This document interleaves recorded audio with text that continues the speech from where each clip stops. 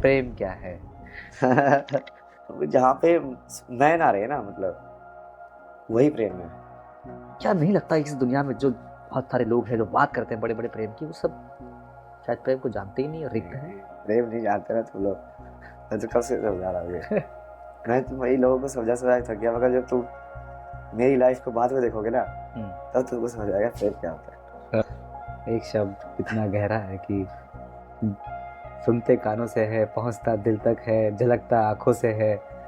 समर्पण होता है ना प्रेम, मतलब कोई तुमको आके सब कुछ दे दे, बोले कि तू कुछ भी कर ले मेरे साथ। ऐसा क्यों नहीं हो सकता कि अगर कोई इंसान धर्म के ऊपर आगे चलना चाह रहा है, उसको आप रोक रहे हो तो गलत है? और उनको यही बोल के आया था, तुम्हारा जो विनाश है ना निश्चित करके जा रहा हूँ मैं।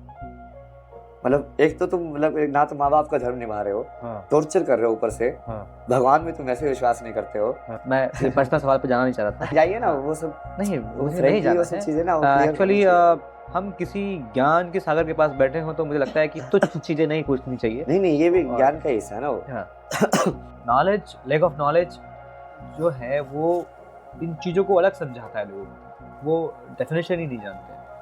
तो कहीं ना कहीं मैं मानता हूँ कि कॉन्वेंट में जॉनी यस पापा पढ़ने वाले बच्चे और कहाँ ये सब चीज़ें जान पाएंगे। तो आपको क्या ये नहीं लगता कि जो एजुकेशन सिस्टम है वो बदलना चाहिए? आज से पहले वाला जो एजुकेशन सिस्टम था वो सनातन, अध्यात्म, विज्ञान, धर्म सबको एक ही मानता है। आज जो धर्म की बात करता है वो साधु है, जो विज्ञान की बात करता है वो वैज्ञानिक है। पहले एक जो महर्षि हुआ करते थे वो वैज्ञानिक भी थे, वो डॉक्टर भी थे, वो इंजीनियर भी थे, वो सब थे। हाई रोल्स पे प्ले कर रहे थे क्योंकि पास नॉलेज सारी थी। अभी नॉलेज जो डिफरेंशिएट हो गई है बिल्कुल ही और बहुत सिकुड़ गई है, नौकर बना दिया गया। उस एजुकेशन सिस्टम को आप क्या कहेंगे?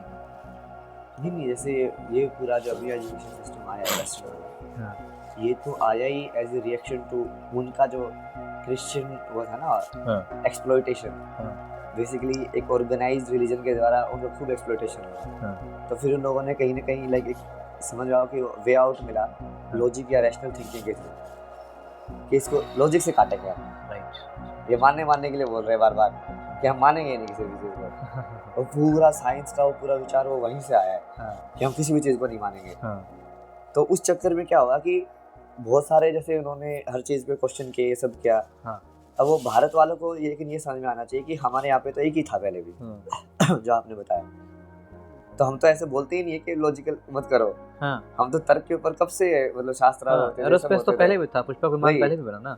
तर्क को तो हम कभी हमने साइड किया ही नहीं धर्म के अंदर से, कि तुम भाई तार्किक नहीं हो गए या तुम लॉजिकली उस चीज को क्वेश्चन नहीं पूछ सकते या ये सब। ये जो धर्म की चीज है तो वो हमारे यहाँ पे तो था ही नहीं। तो वो बेसिकली जो हमारी प्रॉब्लम थी नहीं, बट हमने सॉल्यूशन उसका एक्सेप्ट कर लिया है। वो प्रॉब्लम उनकी थी, जो कि वो चर्च जो था वो बहुत ही एक्सप्लॉइटेटिव और वैसे वाली ऑर्गेनाइजेशन बन गई थी ना। जैसे बहुत सारी बन जाती है धीरे धीरे पावर हाथ में रहती है तुम्हारे ऊपर। तुमको वैसे स्पिरिचुअलिटी आध्यात्मिक से लेना देना है नहीं, तुमको बस वो वही टैक्स कैसे वसूलना है ये सब। जैसे उनका जो कैलेंडर बनाया है, ये नए वाला जो बनाया वो उसके हिसाब से बनाया। वो किसी पॉप के किसी असिस्टेंट ने डिजाइन किया, वो ऐसे डिजाइन किया कि तुमको टैक्स की डेट याद रहे लोगों को कि कब को टैक्स देना है। उनका तो मोटिव देखो ना, पूरा अलग ही है वो। बट हमारे यहाँ पे तो जैसे पूरा जो बनते थे ये पूरा गणना के हिसाब से बनते थे, विज्ञान के हिसाब से। अभी मून साइकिल कैसे चल रही है, उसके अंदर से महीने कितने का होना चाहिए, है ना। ये 14 का, फिर 7 का डिवीजन, देखो ना कितने बढ़िया से स्ट्रक्चर करके रखा हुआ है टाइम को, छोटे से लेके और बड़े स्केल तक। तो वो उसमें तो था ही नहीं ना कि हमने कुछ ऐसे हवा में बनाया हुआ है, कुछ फायदे के लिए बनाया हुआ है। लेकिन आज जो हमारे ग्रंथ है, हमारे शास्त्र हैं, हमारी चीज़ें हैं, जो यहाँ से जाकर आज इन पर स्टडीज़ हो रही है कैम्ब्रिज में, ऑक्सफोर्ड में, वहाँ के लोग आज हमारे शास्त्रों पर स्टडी कर रहे हैं। वो हमारी चरक संहिता की बात करते हैं, वो हमारी रामायण महाभारत पढ़ रहे हैं, वो शल्य चिकित्सा देख रहे हैं, हमारा क्या प्रोसेस था, वो हमारी एरोस्पेस इंजीनियरिंग जो लिखी हुई है वो देख रहे हैं। मैं तो कहता हूँ कि न्यूटन तक का सिद्धांत हमारे शास्त्रों में सब लिखा हुआ है। तो वो शिक्षा व्यवस्था क्या वापस से लागू नहीं होनी चाहिए? आज जैसे सदगुरु युद्धेश्वर जी है, वो सनातन विश्वविद्यालय को लेकर पूरे देश में घूम रहे हैं और वो सबसे कहते हैं, अरे वो तो ये भी कहते हैं कि मैं नहीं बना, तुम बना लो, लेकिन बनाओ, जरूरी है भाई। ये शिक्षा व्यवस्था बहुत ज़रूरी है, क्योंकि कब तक हम ये नौकरों वाली पढ़ाई करते रहेंगे कि हाँ पढ़ो लिखो डिग्री लो इतने परसेंटेज मार्क लो और पैकेज लेके और किसी से सेटल हो जाओ। अगर पैकेज लेके सेटल हो जाता आज अभी सिंह जी हमारे साथ नहीं होते और हम इंटरव्यू नहीं उसको अलग अलग भी क्यों कर रहे हो? हाँ। वही है ना, ऐसे थोड़ी है ना कि वो वाला ज्ञान से तुमको प्रैक्टिकलिटी में हेल्प नहीं मिलेगी। हाँ। या तो फिर कभी कभी हम कमी मान रहे हैं कि उस ज्ञान हाँ। में प्रैक्टिकल नॉलेज नहीं मिलती है। हाँ। तो क्या वो प्रैक्टिकल ज्ञान नहीं है? और क्या है ना वो। तो जैसे मैं अभी जो हम प्लान कर रहे हैं उसके अंदर ये भी प्लान कर रहे हैं ना कि पूरा ये जो फिजिक्स का जो इलेक्ट्रोमैग्नेटिक फोर्स है, वीक फोर्स है, ये सब उसका रिलेशन, और फिर हम जो इसको ऐसे समझते हैं तत्व के अंदर कि पृथ्वी तत्व है, ये ऐसे है, और उसके अंदर जो दिया हुआ है अब उसका क्या पैरेलल है, वो कैसे लिंक्ड है। क्योंकि जी वो लिंक हो गया तो जब हम उस चीज़ को यूज़ करते हैं प्रैक्टिकल पर्पसेस के लिए कि भाई इलेक्ट्रिसिटी ये कैसे स्विच लगाना है, ये तार में से कैसे जाएगा, इसकी कंडक्टिविटी ज़्यादा होती है कम होती है, जैसे उन्होंने अरेंज कर रखा है ज्ञान को। और एक जगह हमने जैसे अरेंज किया था ज्ञान को। लाइक अलग अलग तरीके हैं ना सेम ही चीज़ को देखने के। अब वो तो ये कहाँ सब समझा रहे हैं ना लोग, ये समझा रहे हैं कि बाबर पैदा हुआ था, फिर उसका बेटा हुआ, फिर उसके बेटे ने ताजमहल बनाया, उसकी इतनी बेगम थी, उसने उसको लूटा, उसको करा। तो हमारा ये जो मैकोलॉजी की व्यवस्था है वो तो उनका मनोरंजन करने में लगी हुई, उस नॉलेज को कहाँ लेके जा रही है। और वही चीज़ लैक ऑफ नॉलेज बन रही है। मुझे लगता है कि आज जो संस्कार हो चुके हैं, संस्कृति खो चुके हैं, सनातन जो बचाने की जरूरत पड़ रही है, तो लुप्त होने के पीछे शायद सबसे बड़ी वजह रही होगी यही, हम हमारी जो नॉलेज थी उसको छोड़ दिए और ये ले गिवन कंसीडर कर लेता ना इंसान। कोई चीज़ उसके पास होती है ना उसको ग्रांटेड ले लेता है। तो जैसे भारत वालों ने अपनी बहुत सारी नॉलेज को ग्रांटेड लेके रखा हुआ है। ये तो हमको ऐसे ही मिला हुआ है, जैसे आयुर्वेद है, इतना सारा मतलब मेडिसिन की नॉलेज तुमको फ्री में मिली हुई है, है ना। कोई कॉपीराइट ले, कोई कुछ नहीं, किसी को कुछ नहीं दे रहा है, कुछ नहीं दे रहा है। पता चल जाएगा कि हाँ ये ऐसा है तो ये हल्दी डालना, इसके अंदर ये मिलाना, इसके अंदर ये करना, इसके अंदर ये करना, कोई साइड इफेक्ट भी नहीं है ना। वो सारे का सारा वो ज्ञान वो पूरा का पूरा फ्री में मिला हुआ है। तो हमको इतने सारी चीज़ें हमारे जो पुराने वाले लोगों ने पूरा रिसर्च करके पूरा सेट करके दी हुई है, और वो चलता गया। बट लोगों ने फिर वो ध्यान देना बंद कर दिया कि इसको क्या वो आगे भी लाइक इसको सस्टेन भी करना है कि नहीं करना है ज्ञान को, इसलिए वो उसका विज्ञान का लिंक भूल गए। क्योंकि उसको ग्रांटेड लेके चल पड़े कि ये तो है ही। वो फिर वो बीच में जैसे बाहर के लोग भी आए, उन्होंने उसको तोड़ा। जहाँ अपने विश्वविद्यालय की बात की तो वो तक्षशिला और नालंदा क्या फिर से नहीं बनाएंगे क्या? मतलब बनानी तो है ही ना, मतलब बना नहीं रहे ना। नहीं वो तो जानते हैं कि अगर बना दिए तो समस्या हो जाएगी बहुत बड़ी। नहीं जब हम बार बार वही जैसे मोदी जी बात कर रहे हो G20 में उसकी फोटो जब पीछे लगा रहे हैं, तो ऑब्वियसली वो विजन तो वही होना चाहिए ना कि वो जो जैसे जगह थी वो उसका जगह का फिर से निर्माण, वही सनातन मिशन, जहाँ पे बार हर कंट्री के लोग आए और लाइक उस चीज़ को पढ़े सीखें। वही एक सवाल जो मैं हर पॉडकास्ट में जब मुझे लगता है कि हाँ मेरे साथ में कोई बहुत ही ज़्यादा समझदार व्यक्ति बैठा हुआ है और वो शायद उसका बहुत ही अच्छा उत्तर दे सकता है, तो ये सवाल बहुत कॉमन होता है। बहुत छोटा सा सवाल, 2 अक्षर की बात है और उसके पीछे का जो सोर्स और सार है वो बहुत बड़ा है, तो अपनी अपनी मत है। तो सवाल है कि प्रेम क्या है? ये संसार जो है ना, ये म्यूचुअलिटी से चलता है, इसलिए इसको संसार बोलते हैं। मतलब हम दोनों ने कहीं ना कहीं एक सार निकाला हुआ है, इसलिए हम कहीं ना कहीं साथ में जी पा रहे हैं। यदि मेरी रियलिटी कंप्लीटली डिस्कनेक्टेड हो जाए, जो कई बार हो जाता है, जैसे कोई मेंटल हो जाए या उसे ना उसकी रियलिटी कंप्लीटली डिस्कनेक्टेड हो गई है, वो जी तो अभी भी रहा है रियलिटी में, बट वो उसका लिंक नहीं है दूसरों की रियलिटी से। वो संसार में नहीं है, वो अपने ही सार के अंदर है वो। तो जब तुम उसको समझते हो कि ये हमने काइंड ऑफ लाइक, उसको इंग्लिश में होता है कॉमन मैनिफेस्टेशन है ये संसार, ये हम सब ने चूज किया है ये ऐसा, फिर तुम प्रेम को समझोगे कि एक्चुअल में तो ये जो तुम दूसरे को दे रहे हो वही तुमको वापस मिलता है।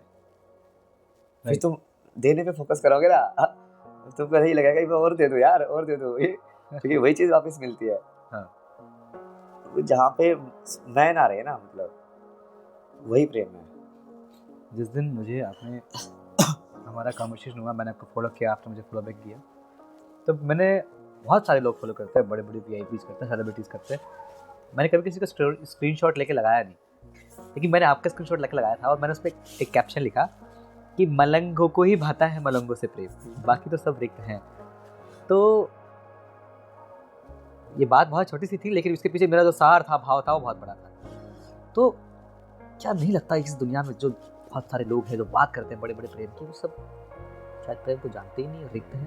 प्रेम नहीं जानते ना तुम लोग, तो कब से समझा रहा हूँ ये मैं तुम वही लोगों को समझा थक गया, मगर जब तू मेरी लाइफ को बाद में देखोगे ना तब तुमको समझ आएगा प्रेम क्या होता है। कि एक इंसान जो अपनी जिंदगी सब दूसरों के लिए कैसे जी सकता है, तब तुमको समझ आएगा प्रेम क्या होता है। प्रेम तो वही करके गया है, तुम तो बोल बोल के गए हो। एक शब्द इतना गहरा है कि सुनते कानों से है, पहुंचता दिल तक है, झलकता आंखों से है।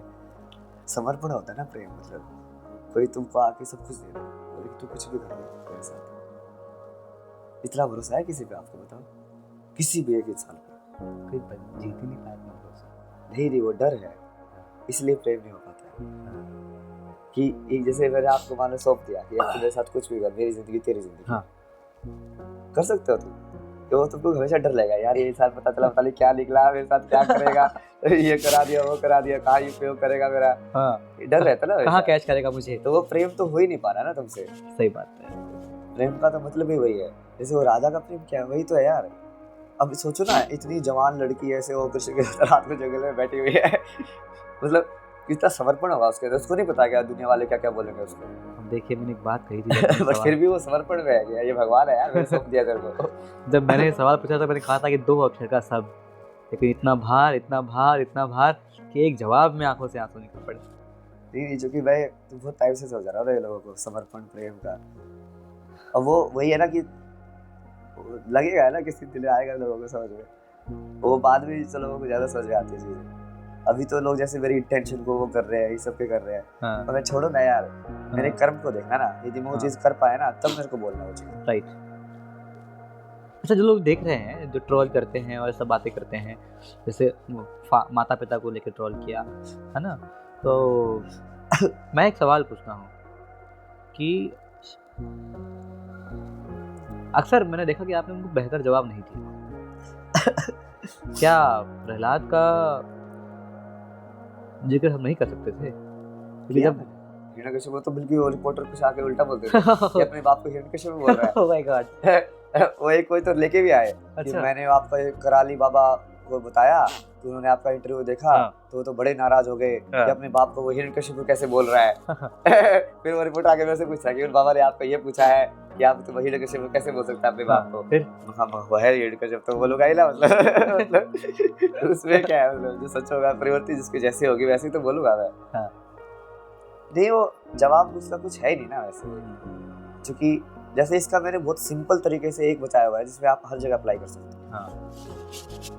द्वैत रिलेशनशिप जो भी है, द्वैत रिलेशनशिप मतलब कोई चीज जो है, जैसे हेड एंड टेल।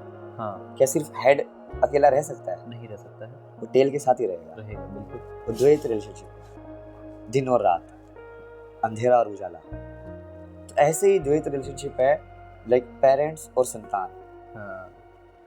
पेरेंट्स सिर्फ संतान को नहीं बनाते हैं, संतान भी पेरेंट्स को पेरेंट बनाता है। ये लोग भूल चुके हैं कि वो उल्टे में भी वैलिड होता है। जैसे मैंने लोगों को बहुत बताया ना सिद्धांत, A = B, तो B = A भी होना चाहिए।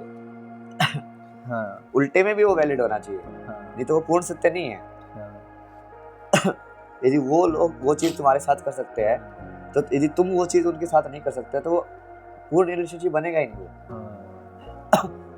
तो उन्होंने मुझे वो दिया, यदि मैं उनको वापस वो बोला कि तू दे नहीं सकता है, मतलब ये क्यों नहीं दे सकता, उन्होंने क्यों दिया फिर मुझे। तो ऐसे ही वो जैसे गुरु शिष्य में भी बहुत बार फंसते हैं लोग इसमें। वो भी द्वैत रिलेशनशिप है।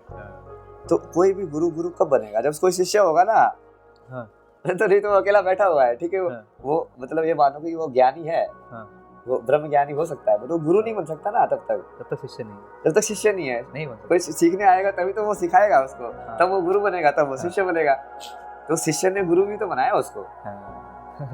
तो वो दोनों साइड वैलिड होता है ना। और उसमें लेकिन हमेशा लोग ये डुअल रिलेशनशिप में ना एक साइड को हैवी कर देते हैं, इसको ये ऊपर है ये नीचे है, और उसमें ही फंस जाते हैं हमेशा। ये जरा सिंपल सा जवाब है, आप इसका मैथमेटिक्स में अप्लाई कर सकते हो। मैंने ये सवाल जब आपने देखा होगा अपने पॉडकास्ट किया था सतगुरु जी का, तो मैंने सेम ये सवाल उनसे किया था कि आज अभय सिंह जी को लोग इस बात को लेकर ट्रोल कर रहे हैं। तो उन्होंने मुझे एक बात कही कि धर्म के पथ पर चलने वाले व्यक्ति को रोकने वाली चाहे माँ हो, केकई हो, या रोकने वाला चाहे पिता हिरण्यकश्यप हो, जो भी रोकता है, हमारी शास्त्रों ने उसका विरोध ही किया है, उसको नकारा ही। तो जब उस समय ऐसा था, आज ऐसा क्यों नहीं हो सकता कि अगर कोई इंसान धर्म के बल आगे चलना चाह रहा है उसको आप रोक रहे हो तो गलत? आज तो पूरा ही उल्टा हो रहा है ना। अब जिन माँ बाप की बात कर रहे हो, वो अब आपको पूछना चाहिए था ना उनसे कि क्या अब वो भगवान को मानते हैं? क्योंकि उस टाइम पे तो जब मैं नाम लेता था, ओम का भी उच्चारण करता था, बाकी भजन वगैरह भी करता रहता, जैसे मैं फुल्की अभी कर रहा हूँ, उस टाइम घर पे सुनते सुनते गाने गाते रहता था पूरे टाइम। तब तो उनको बड़ी इरिटेशन होती थी कि क्या कर रहे हैं, कि पागल हो गया है, ये कैसी चीजों के पीछे पड़ गया है, समझ रहे हो? तो क्या अब उन्होंने उनको समझ में आया वो चीज? क्या अभी भी वो सिर्फ कि हाँ बस फेम हो गया इसलिए आ रहे हैं? सही बात है, समझ रहे हो? क्योंकि वो अंदर की चीज तो लोग देख ही नहीं रहे ना, वो तो ऊपर ऊपर का देख रहे हैं। क्या? क्योंकि वो इसलिए भी है ना, क्योंकि जैसे हमेशा ना जब लोग कमेंट करते हैं ना, तो इसको तुम सुदर्शन चला के रिफ्लेक्ट कर देना, यही A equal to B, B equal to A, कि जो तू बोला तेरे पे अप्लाई किया। अब मतलब वो मेरी सोच नहीं है, तेरी सोच है। तो अब वो जो लोग बोल रहे हैं इतना ज़्यादा, वो इसलिए बोल रहे हैं कि क्योंकि वो जैसे सारा अटैचमेंट के हिसाब से है ना, वो अपने माँ बाप से बहुत अटैच्ड है। तो जब वो देखते हैं कि यार ये डिटैच कैसे हो सकता है, तो वो उसमें नेगेटिविटी ढूंढने की कोशिश करते हैं, क्योंकि वो अपने आप को तो जस्टिफाई करेंगे। ये अहंकार ये करता है ना कि सबसे पहले वो मैं सही हूँ, और यदि उसका प्रमाण में कोई दूसरा इंसान कोई दूसरा व्यवहार कर रहा है तो मैं हमेशा उसको नीचे खींचने की कोशिश करूँगा। तो मुझे लगता है ऐसा करना सही है, तो वो वैसे कैसे कर सकता है? ये ऐसा करके भी सही कैसे हो सकता है? नहीं हो सकता सही।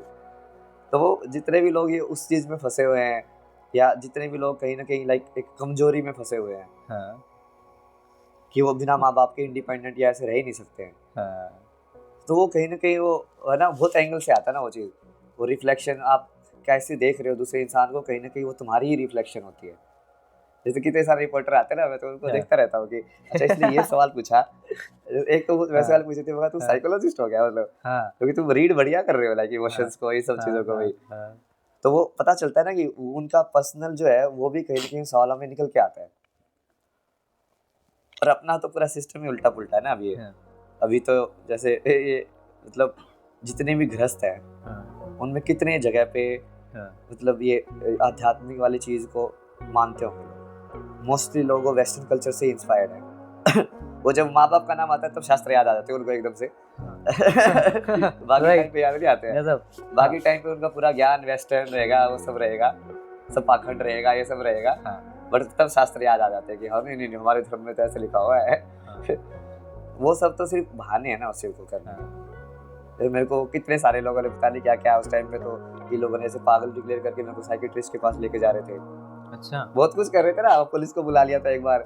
ऐसे ही कि हाँ ये पागल हो गया है, इसका ऐसे करो, इसको देखो ये ऐसा है, झूठा है ये, और पूरा 1 घंटे की पूरी वीडियो बनाई थी मैंने उस टाइम पे। तो मैं कहा इसको रिकॉर्ड करके रखो भाई, अब कल को, क्योंकि मुझे उस टाइम पे भी महादेव तो मेरे को क्लियर था कि यार मैं तो सक्सेसफुल होना ही हूँ, तो सच है उसको कब तक रोकोगे मतलब। तो वो महादेव तो तू करता जाना, कोई दिक्कत नहीं है। तो मैं उनको ही बोल के आया था, मैं कहा देखो अब मैं तो पहले भी बोला था मैंने इंटरव्यूज में भी, उनको यही बोल के आया था, तुम्हारा जो विनाश है ना निश्चित करके जा रहा हूँ। मतलब एक तो तुम मतलब एक ना तो माँ बाप का धर्म निभा रहे हो, टॉर्चर कर रहे हो, ऊपर से भगवान में तुम ऐसे विश्वास नहीं करते हो, अपनी जिंदगी तुमने वैसे ही नरक बना के रखी हुई थी बचपन के अंदर, मैंने तुमको उसके लिए भी माफ कर दिया कि ठीक है तुमने जो भी कुछ किया, बट अभी भी तुम लाइक जबरदस्ती उसी चीज में आके और अहंकार में इतने डूबे हुए हो कि तुमको दिख ही नहीं रहा कि सामने वाला क्या है। एक्चुअली ऐसा लगता है ना कि आज का जो पूरा मैं कहूँ कि सोसाइटी है वो पेरेंटिंग को एक इन्वेस्टमेंट समझती है कि हाँ हमने तुम पे खर्च किया है तो हमें रिटर्न ऑफ इन्वेस्टमेंट ROI पे चाहिए ही चाहिए। तो हाँ ये है कि हाँ हमने IIT करवाई है तो हाँ IAS तो बनना चाहिए, कम से कम कुछ बड़ा पैकेज तो होना चाहिए, ऐसा एक्सपेक्टेशन हो सकता है। नहीं वो अपनी इन्फीरियरिटी को अपने बच्चे के अंदर थोपते हैं ना, और वो दूसरा वो ये तो स्लेव वाली मेंटालिटी है ना। हालांकि इट्स ओके, मैं पर्सनल सवाल पे जाना नहीं चाह रहा था। ठीक है, और नहीं जाइए ना, वो सब नहीं जाना है चीजें ना एक्चुअली। जब हम किसी ज्ञान के सागर के पास बैठे हो तो मुझे लगता है कि तुच्छ चीजें नहीं पूछनी चाहिए। नहीं ये भी ज्ञान का हिस्सा है ना वो। अच्छा, इससे ही रिलेटेड एक बात और मैं पूछना चाह रहा था आपसे कि आमतौर पर जब भी पेरेंटिंग की बात आती है तो अक्सर हम चाहते हैं, हम 2 चीज़ें देखते हैं कि हमारा बेटा अच्छा धर्म क्यों चल रहा है, अरे तो बाबा जी बन जाएगा, फिर हमारी बुढ़ापे में सेवा कौन करेगा। तो अभी जैसे मैं कल का एक गुरु सदगुरुदेव का यहाँ पर कथा, शाम को सत्संग होता है शाम को 7 बजे, तो वो मैं सुन रहा था। तो वो कह रहे थे कि वो डांट रहे थे बहुत सारे लोगों को जो बैठे थे सामने, कि क्या तुम्हारे बच्चे तुम्हारे फ़ोन पे वॉलपेपर पे तुम्हारी फ़ोटो लगाते हैं अपने फ़ोन पे? तो मैंने कहा नहीं लगाते। बोले वाह, क्यों नहीं लगाते? क्योंकि तुमको अपना हीरो मानते ही नहीं हो। तो तुम अपने बच्चों को अपने जैसे क्यों बना रहे हो? क्योंकि तुम्हारी पूरी ज़िंदगी तो लड़ाई झगड़े, रिश्तेदारों के ताने, नरक में, EMIs में, लोग बैंक के लोन पे करते करते निकल गई है। तो क्या तुम चाहते हो कि जो जिंदगी तुमने जी वही तुम्हारे बच्चे जिए? तो तुम अपने बच्चों को ध्रुव प्रहलाद जैसे क्यों नहीं बनाते हो? तो जब बात आती है कि जो सक्सेस जो लाइफ की थी, असली सक्सेस जो थी वो वही थी जो ध्रुव प्रहलाद को मिली। हाँ, तो वो क्या, या तो लोगों ने पढ़ा नहीं ध्रुव प्रहलाद को या ऐसे महापुरुषों को, हाँ, या फिर उनके आदर्श जो रहे वो पड़ोसियों के बच्चे ही रहे। आप उसको इग्नोरेंस का बेनिफिट दे रहे हो उनको। हाँ। कि क्या पता वो इतने इग्नोर हो। वैसा नहीं है ना। हाँ। वो जानबूझ के हो रहा है ना वैसे। हाँ। मान लो जैसे बच्चा जो है, हाँ, वो बहुत ही खतरनाक एक पावर है ना, कि एक ऐसी चीज तुम्हारे पास है, वो इतना भोला होता है, हाँ, वो माँ बाप जो भी बोलेंगे वो मान लेता है। हाँ। मान लेता है कि नहीं मान लेता? फैक्ट मान लेता है। जब वो वैसी वाली चीज है कि मान ले मेरे पास एक ऐसा इंसान आ जाए, वो लाइक वो कुछ भी मान रहा है जो मैं बोल रहा हूँ, तो मेरे को भगवान जैसा ही एहसास होगा ना। कितना खतरनाक अहंकार वाला एहसास होगा जो उसको सही में नहीं पकड़ा जाए तो, कि जो कि तुम्हारे पास सही में तुमको लगता है कि तुम पूरा भविष्य इसका बना सकते हो किसी भी का, क्योंकि इसको तो कुछ पता ही नहीं दुनिया के बारे में। तो बट वो उसमें यदि तुम ट्रिप में चले गए पूरी उस पावर ट्रिप के अंदर, तब तुम फंस जाओगे। पेरेंटिंग का तो असली मतलब वही है कि तुम जैसे वो पौधे को करते हो ना, बीज बोने जैसा, कि तुमने बीज बोया, तुम उसके आजू बाजू का ध्यान रख रहे हो, पानी वानी दे रहे हो टाइम पे, सब देख रहे हो कि अच्छा ये बड़ा हुआ, इसमें ये दिक्कत आ सकती है, वो दिक्कत आ सकती है। बाकी उस पेड़ को कैसे बनना है, अब वो ये टेढ़ा वाले में बनेगा, वो ऐसे बनेगा कि ऊपर जाएगा, कि ऐसे टहनी निकलेगी उसके, वो तो होने दो ना तुम। लेकिन जैसा भी बनेगा जब बड़ा होगा तो छाया सबको देगा। अली वो जैसे वो ये चीज नहीं समझते ना, प्रकृति होगी ना उसके हिसाब से बनेगा वो। बट वो तुम लोग वही सोचते ना, उसको सारा का सारा पकड़ के कि हाँ ये चीज ऐसी बननी चाहिए। और वो बननी चीजें कैसे डिसाइड करते हो? जब साइकोलॉजिकली उसका एनालाइज करोगे तो उनकी जो बची हुई इच्छाएं होती है वो कहीं ना कहीं तुम्हारे थ्रू पूरी कराते हैं। वो तुम्हारे थ्रू लाइफ को फिर से जीना चाहते हैं, यूथ को फिर से जीना चाहते हैं। ये लालच होता है ना, ये होता है कि अब तुमने ठीक है वो फर्स्ट चांस तुमको मिला, पर तुमने कहीं ना कहीं मान लो उलझ के ऐसे करके वो चीज को गवा दिया। अब तुम सोचते हो कि अब ये इस बच्चे के थ्रू मेरे पास फिर से चांस है, तो तुम फिर से वो कॉलेज लाइफ और फिर से वो पढ़ाई तुम चाहते हो कि हाँ ये सक्सेसफुल हो जाए जहाँ पे मैं नहीं हुआ। तो क्या है वो सब ये तो बताया ना, ये सब तो लाइक उससे तो रिलेशन ही नहीं है आध्यात्मिकता से। तो ये सब का ये तो पूरा जो माया वाला जो खेल है उसके अंदर ही है, जो मैं मेरा वाला जो खेल है, मैं और मेरा ही सब कुछ अहंकार। अच्छा, एक शब्द अहंकार जो कि सवाल से निकल के आया और ऐसा होने को 4 ए है का रह से बना है, लेकिन रावण जैसे व्यक्ति को भी गिरा के धूल में मिला दिया। उसके बाद भी लोगों ने या तो अहंकार का मतलब नहीं समझा या फिर दुष्परिणाम नहीं जानते। तो क्या है अहंकार और कैसे मिटा सकते हैं इसे दिल से? क्योंकि मैं उस व्यक्ति के साथ बैठा हूँ जो शायद मिटा चुका है बिल्कुल, और बिल्कुल शून्य है। ये शून्य होते रहना पड़ता है। हाँ। जैसे वो तो अहंकार तो वही बन सकता है कि आप इतना ज्ञान दिया, आप इतनी तारीफ कर रहे, वादे बोल रहे, वैसे ही ट्रिप पे चला जाओ। बोलेगा हाँ भाई आज तो बड़ा मजा आया। हाँ। समझ रहे हो? हाँ। तो हंस तो कभी भी सकता है इंसान। मैं जैसे इसको मैंने क्लियरली बताया था ना, ऐसे डायग्राम बना के बढ़िया था। हाँ। कि मैं हूँ। हाँ। और उसके बाद तुम क्या हो, उसकी जो शब्द है। हाँ। कि मैं इंसान हूँ। हाँ। मैं भारतीय हूँ। हाँ। मैं पिता हूँ। मैं पुत्र हूँ। मैं मतलब ये डेजिग्नेशन देख लो, डेटा साइंटिस्ट हूँ। हाँ। मैं साइकोलॉजिस्ट हूँ। ये जितने भी है ये सब अहंकार है। सिर्फ मैं हूँ यदि हो तो शून्य है, कि सिर्फ होना तुम्हारे लिए पर्याप्त है। हाँ। तुम्हारे कुछ होना जरूरी नहीं है। टैग में नहीं फंसना है। टैग में नहीं फंसना है। टैग में फंस जाते लोग, और आजकल तो टैग को सेलिब्रेट करते हैं। आपको भी टैग लगा दिया, वर्ल्ड तो उल्टी डायरेक्शन में जा रहा है। हैशटैग IITian बाबा, एक टैग आपको भी लगा दिया गया। तो मैं शुरू में मुझे थोड़ा अजीब लगता था, फिर बाद में मुझे समझाते थे तुझे क्या फर्क पड़ता है ना, वो क्या टैग दे रहे हैं, देते रहना देना लोगों को, कुछ भी टैग देते रहने दे, तू तो अंदर से शून्य रहना ना तुझे, तो बाहर से वो लोग शायद नहीं देख पाए वो चीज, लोग ना कोई टैग तो देंगे ही तेरे को, तो चलते रहने दे उसको, वो ऐसे ही चलेगा। वो हमने देखा तो हमने कहा महादेव। राइट। तो आज महाकुंभ में हम बैठे हैं प्रयाग की धरती पे, और कितना खूबसूरत ये लम्हा था कि जब हमने पॉडकास्ट शुरू किया था तो जो डेट थी वो थी 31 तारीख और अब डेट हो चुकी है 1 फरवरी। तो इससे बड़ा पॉडकास्ट मुझे लगता है आज हमने एक वर्ल्ड रिकॉर्ड कायम किया कि 1 महीने पहले हमने पॉडकास्ट शुरू किया था और दूसरे महीने में पहुंच गए। मैं ऐसे इतना भी कह सकता था कि 1 दिन पहले हमने पॉडकास्ट स्टार्ट किया था, पूरे दिन चला, दूसरे दिन हम पहुंच गए, लेकिन यहाँ तो हम 1 महीने पहले जनवरी में स्टार्ट किया था और फरवरी में पहुंच गए। तो बहुत लंबा चलने वाला पॉडकास्ट हो गया। कुछ लास्ट सवाल से हम इसको समाप्त करेंगे। गंगा में आप गंगा के संगम पे बैठकर हम ये सब बातें कर रहे हैं। गंगा में डुबकी आपने जरूर लगाई होगी इन कुंभ में, क्योंकि आप एनर्जीज को समझते हैं, मोमेंट्स को समझते हैं, महादेव को समझते हैं। गंगा ने क्या कहा जब डुबकी लगा रहे थे? गंगा ने बहुत बातें करता था, ऋषिकेश में बहुत बातें करता था। हाँ, कभी फंस जाता तो वापस से लगी डुबकी लगा के वहाँ पे योग वगैरह करता था, समझ के उच्चारण अंदर बैठ के धीरे-धीरे जैसे वो चेतना कनेक्ट होती थी। मैं तो उनको भी बोलता था मांगो, मतलब मैं तो देने आया हूँ, मैं कभी मांगता नहीं ना किसी भगवान से।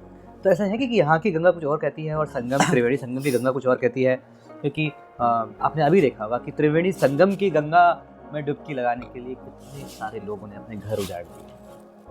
बहुत दुखद, बहुत ज़्यादा दुखद।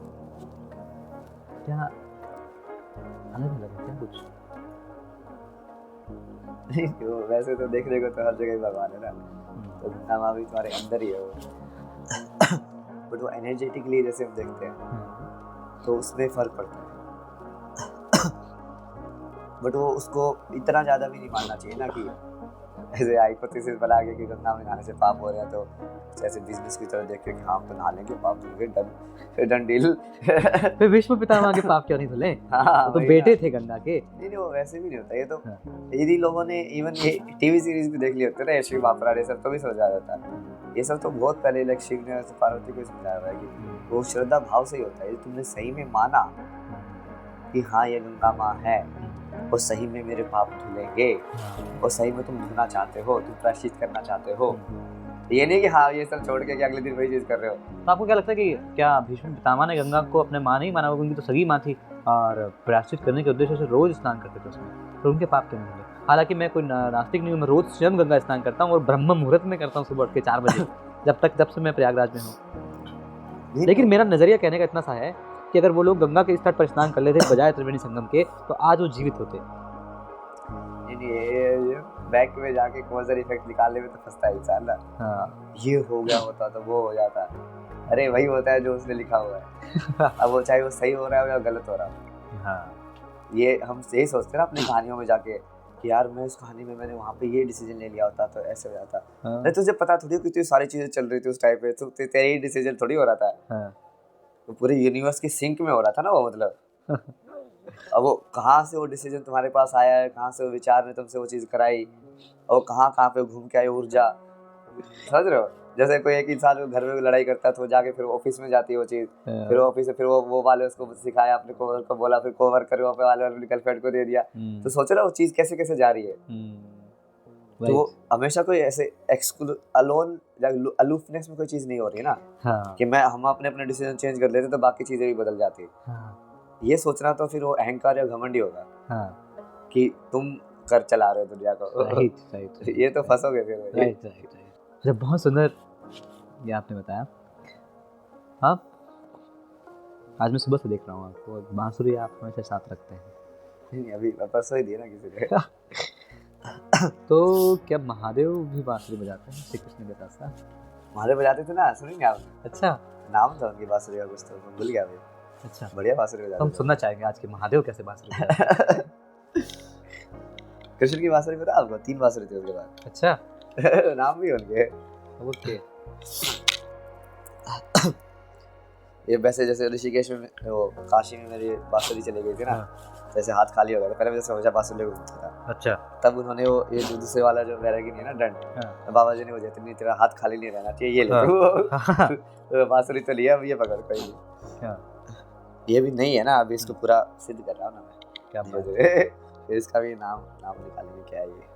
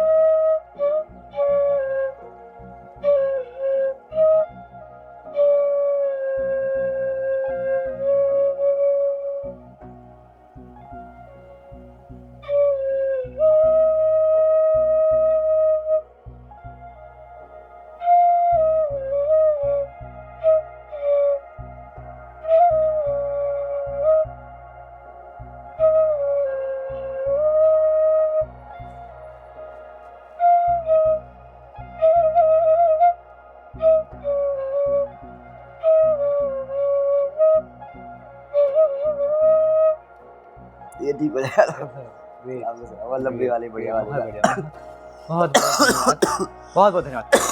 तो दोस्तों ये था भारत का ऐसा पॉडकास्ट जो कि जनवरी में शुरू हुआ था और माँ गंगे की कृपा से आज प्रयागराज के संगम तट पर फरवरी में ख़त्म हुआ है। और मुझे कहते हुए बड़ा आनंद और सुकून मिल रहा है कि जो लक्ष्य को लेके आज हम इस पॉडकास्ट का शुरुआत की थी, वो आनंद बिखेरने की, वो ब्लिसफुलनेस बिखेरने की, आपने बिल्कुल उस आनंद, उस ब्लिसफुलनेस को महसूस किया होगा। बहुत बहुत धन्यवाद। मैं रोहित चायवाला, चर्चा विद रोहित पॉडकास्ट से।